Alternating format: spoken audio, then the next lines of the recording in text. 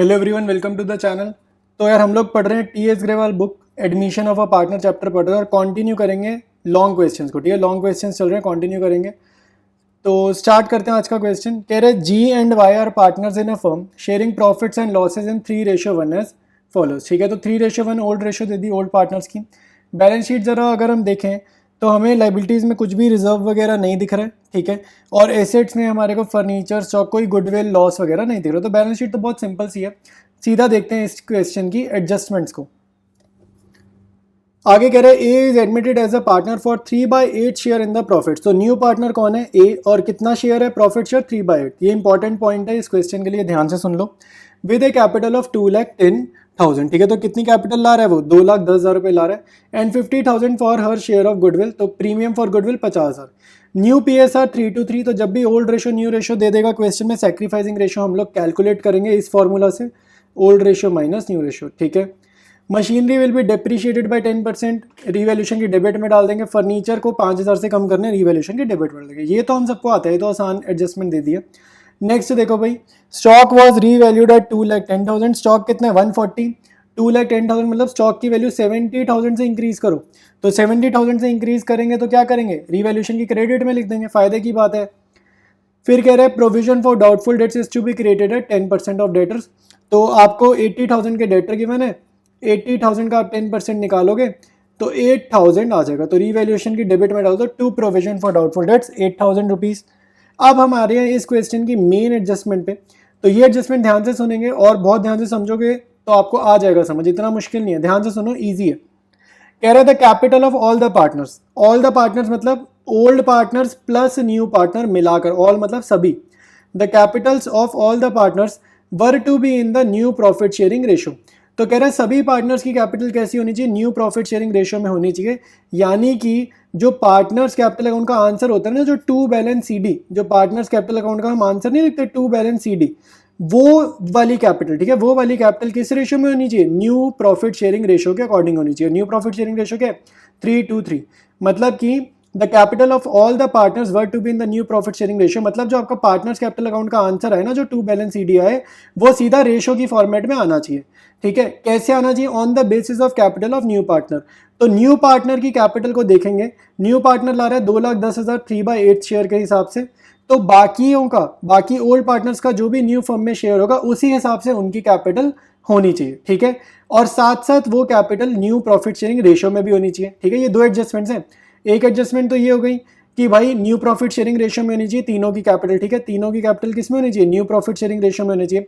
लेकिन नए पार्टनर की कैपिटल कितनी है? 2,10,000 है, उसके हिसाब से ही आपको बाकियों की कैपिटल लिखनी है। ठीक है, ये बात आपको समझ में आनी चाहिए। ठीक है, जैसे न्यू पार्टनर अस्मा की कैपिटल 2,10,000 है, तो उसके हिसाब से मतलब यहाँ एक का आंसर तो 2,10,000 होगा, इसी के हिसाब से बाकी दोनों के आंसर होने चाहिए और न्यू प्रॉफिट शेयरिंग रेशो में भी होने चाहिए। तो ये करने के लिए जो भी एडजस्टमेंट होगी, जो भी बैलेंसिंग फिगर्स आएंगी पार्टनर्स कैपिटल अकाउंट की, वो हम करेंगे करंट अकाउंट के थ्रू। ठीक है, वो हम करेंगे करंट अकाउंट के थ्रू सॉल्व करेंगे। आई बात समझ में? स्टार्ट करते हैं इसके सोल्यूशन को। और सोल्यूशन करने से पहले ये देख लो भाई, CBSE सैम्पल क्वेश्चन पेपर में आया हुआ है, तो अच्छा क्वेश्चन है, इंपॉर्टेंट क्वेश्चन है ये। स्टार्ट करेंगे रिवैल्यूएशन अकाउंट से। ठीक है, तो सबसे पहले हम डेबिट साइड पे लिखेंगे टू मशीनरी। ठीक है, मशीनरी की हमें डेप्रीसिएशन करनी है ना 10% से, तो यहाँ पर लिख देंगे 21,000। 2,10,000 का 10% क्या आएगा? 21,000। ठीक है, फिर लिखेंगे टू फर्नीचर। फर्नीचर की डेप्रीसिएशन की अमाउंट ऑलरेडी गिवन है, निकालना नहीं है। 5,000 गिवन है तो यहाँ डेबिट में लिख दिया टू फर्नीचर 5,000। ठीक है, फिर लिख देंगे to provision for doubtful debts. ठीक है, तो डाउटफुल डेट्स हमें कैलकुलेट करनी है। कितनी करनी है? 80,000 का 10%। तो ये कितना आ जाएगा? 8,000 आ जाएगा। ये भी यहाँ पर डायरेक्टली लिख देंगे। ठीक है, फिर हमारे को कह रहा था स्टॉक की वैल्यू बढ़ाने को बोल रहा था, तो लिखेंगे बाय स्टॉक 70,000। ठीक है, वैल्यू बढ़ा दी 70,000 से। तो अब आप टोटल करोगे दोनों साइड्स का तो पता चलेगा कि क्रेडिट साइड का टोटल क्या आ रहा है? ज़्यादा आ रहा है। ठीक है, तो क्रेडिट साइड का टोटल ज़्यादा आ रहा है तो पहले वही निकालेंगे, डेबिट में कॉपी कर देंगे। और बैलेंसिंग फिगर जो हमारी आ रही है, क्या आ रही है? 36,000। ये क्या हो रहा है? प्रॉफिट हो रहा है। तो ये प्रॉफिट डिस्ट्रीब्यूट कर देंगे ओल्ड पार्टनर्स में, ओल्ड रेशो में। तो इनके कैपिटल अकाउंट में ये अमाउंट ट्रांसफर करेंगे। ओल्ड रेशो हमें गिवन है 3:1। ठीक है, 36,000 को 3:1 में डिस्ट्रीब्यूट करेंगे। 27,000 और 9000 आ जाएगा। ठीक है, तो ये हम ट्रांसफर करेंगे पार्टनर्स कैपिटल अकाउंट में। ठीक है, तो रीवैल्यूएशन अकाउंट हमारा कंप्लीट है। इसके बाद हम अब बनाते हैं partners capital account. Partners capital account start करेंगे प्रिपेयर करना। सबसे पहले क्रेडिट साइड पे लिखेंगे बाय बैलेंस बीडी। ठीक है, ये हम लोग कॉपी करेंगे बैलेंस शीट में से बैलेंसेस को। तो 4 लाख जी में, 1 लाख वाई में। ठीक है, इसके बाद लिखेंगे बाय रीवैल्यूएशन। ये अभी अभी हमने जो प्रॉफिट निकाला है उसको यहाँ पर कॉपी पेस्ट करना है। जी में 27,000, वाई में 9,000। ठीक है, फिर बाय प्रीमियम फॉर गुडविल। ठीक है, तो ये प्रीमियम कितना लेकर आया, 50,000 लाया। ठीक है, तो 50,000 हमारे को डिस्ट्रीब्यूट करना है किसमें, सैक्रिफाइसिंग रेशियो में। तो ये अभी भाई निकाली नहीं है, तो एक बार ही हम सैक्रिफाइसिंग रेशियो निकालेंगे ना तो हमें पता चलेगा क्या है, और फिर बांटेंगे जी और वाई में जो भी रेशियो आएगी। ठीक है, तो अभी ये 1 मिनट के लिए छोड़ रहे हैं, फिर आगे चलते हैं। आगे क्या करना है, बाय बैंक अकाउंट। ठीक है, अस्मा जो कैपिटल लेकर आई है वो यहाँ पर लिख देंगे। कितनी कैपिटल लाई है, 2,10,000। ठीक है, तो क्वेश्चन में हमने ऑलमोस्ट सारी चीजें कर ली हैं। अब मेन 2 काम रह गए, वो अभी करेंगे। एक तो सैक्रिफाइसिंग रेशियो निकालेंगे और जी और वाई में प्रीमियम बांटेंगे। दूसरा हमारे को बैलेंस सीडी निकालना है वर्किंग नोट से। हमें यहाँ पे बैलेंसिंग फिगर के थ्रू नहीं निकालना है बैलेंस सीडी, हम निकालेंगे वर्किंग नोट के थ्रू ये बैलेंस सीडी। ठीक है, क्योंकि इसमें एडजस्ट करनी है कैपिटल्स को। तो स्टार्ट करते हैं वर्किंग नोट। सबसे पहले लिखते हैं ओल्ड पार्टनर्स की ओल्ड रेशो। ठीक है, और तीनों पार्टनर्स की न्यू रेशो। जी वाई ए की न्यू रेशो क्या गिवन है, 3:2:3। अब हम निकालेंगे सैक्रिफाइसिंग रेशो, क्योंकि ये प्रीमियम डिस्ट्रीब्यूशन का भी काम करना है। तो old ratio minus new ratio. तो जी का कितना आएगा, 3/4 माइनस 3/8। ये सॉल्व करेंगे, 8 पे एलसीएम लेके तो आएगा 3/8। ठीक है, वाई का कितना आएगा, 1/4। ये ओल्ड है ना, 1/4 माइनस 2/8। तो ये कितना आ रहा है, ये भी 1/4 आ रहा है। तो 1/4 माइनस 1/4 0। तो सैक्रिफाइसिंग रेशियो क्या निकल रही है, सैक्रिफाइसिंग रेशियो अगर निकालेंगे तो क्या निकलेगी, 3/8 रेशियो 0। और इसी को हम क्या लिख सकते हैं अगले स्टेप में, कुछ नहीं है ना, रेशियो 0 तो 1:0 भी इसको लिख सकते हैं। ठीक है, क्योंकि रेशियो में 0 आ गया। अब या फिर इसका मीनिंग क्या है, ओनली जी सैक्रिफाइसेस। ठीक है, ओनली गौतम सैक्रिफाइसेस। ठीक है, तो जी से डिनोट कर रहे हैं हम गौतम को, तो ओनली गौतम सैक्रिफाइसेस। यानी कि सारा का सारा प्रीमियम जो ए ला रही है वो किसको मिलेगा, जी को मिलेगा। ठीक है, सारा का सारा प्रीमियम किसको मिल जाएगा, जी को मिल जाएगा, वाई को कुछ भी नहीं देंगे। ठीक है, तो एडजस्टमेंट ऑफ कैपिटल कर रहे हैं। तो total capital of new firm निकालनी है हमें एज पर ए शेयर। ठीक है, इसका फॉर्मूला क्या होता है, कैपिटल ऑफ न्यू पार्टनर, और न्यू पार्टनर का नाम क्या है, Asma, into reciprocal of his share. ठीक है, तो अस्मा कितनी कैपिटल ला रही है फर्म में, 2,10,000।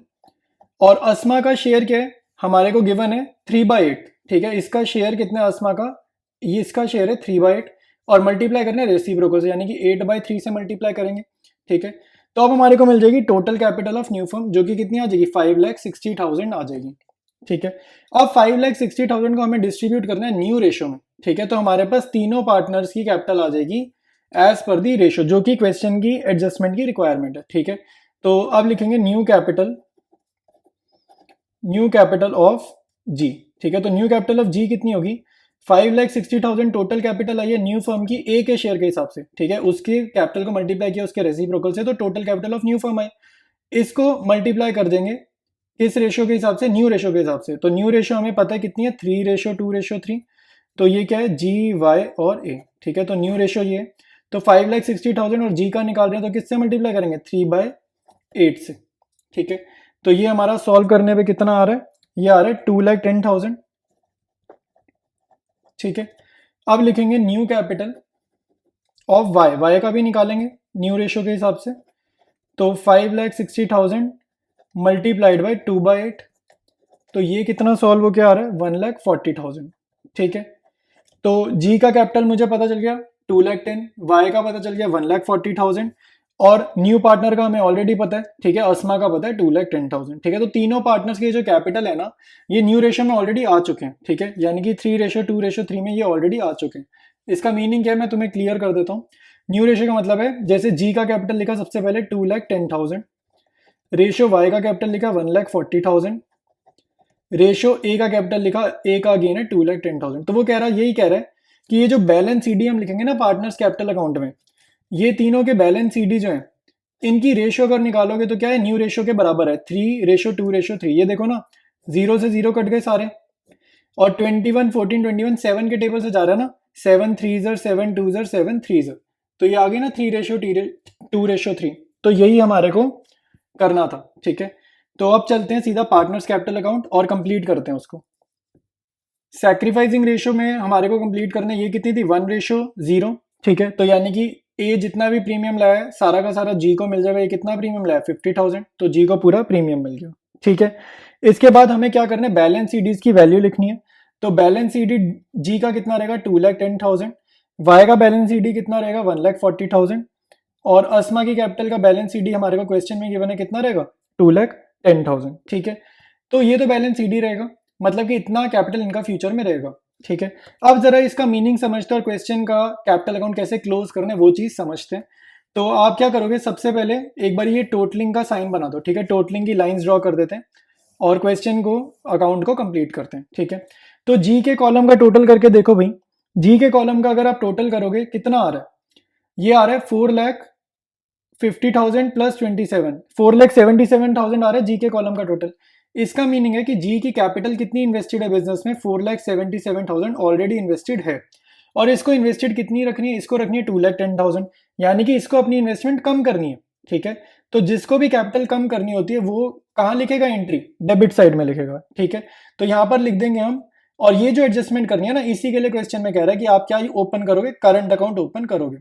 तो 2G's करंट अकाउंट, जी को अपनी कैपिटल रिड्यूस करनी है, 4,77,000 थी, इसको मेंटेन कितनी रखनी है, इसको मेंटेन करके रखनी है 2,10,000, यानी कि इसको कैपिटल कम करनी है।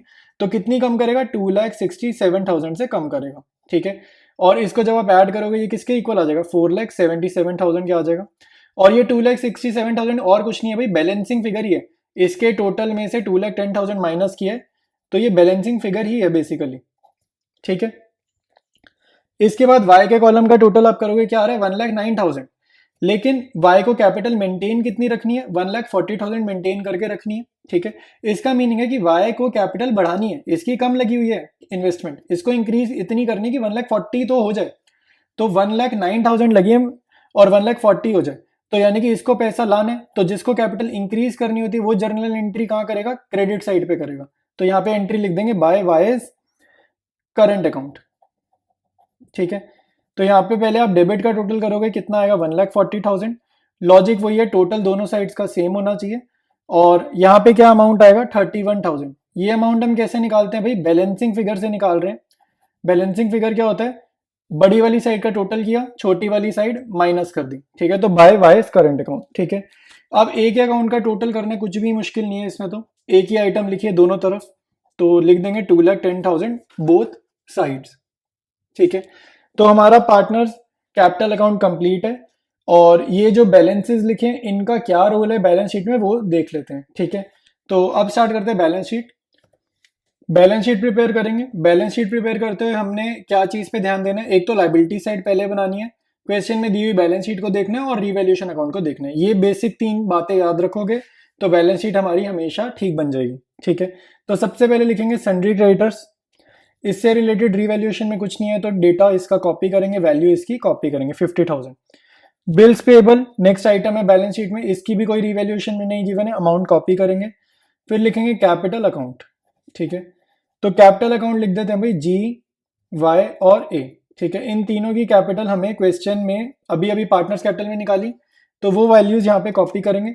जी की है 2,10,000, वाई की है 1,40,000 और ए की अगेन है 2,10,000। और टोटल कैपिटल कितना है फर्म का, 5,60,000। ठीक है, तो अभी लाइबिलिटी साइड में एक चीज और है वो लिखेंगे, बट अब स्टार्ट करते हैं एसेट साइड। ठीक है, अभी कंप्लीट करेंगे, लाइबिलिटी साइड कंप्लीट नहीं हुई है। एसेट्स में लिखेंगे फर्नीचर। ठीक है, फर्नीचर पे डेप्रिसिएशन लगा था ना, 60,000 में से 5,000 कम करना था, तो रिवैल्यूएशन अकाउंट साथ साथ देखना, लिख देंगे 55,000। नेक्स्ट आइटम लिखेंगे स्टॉक, 1,40,000 था, इसकी वैल्यू रीवैल्यूड हुई थी 2,10,000 पे, तो बढ़ानी है, तो यहाँ पे डायरेक्ट लिख दिया 2,10,000। फिर आएंगे डेटर्स, डेटर्स में से माइनस करनी है प्रोविजन।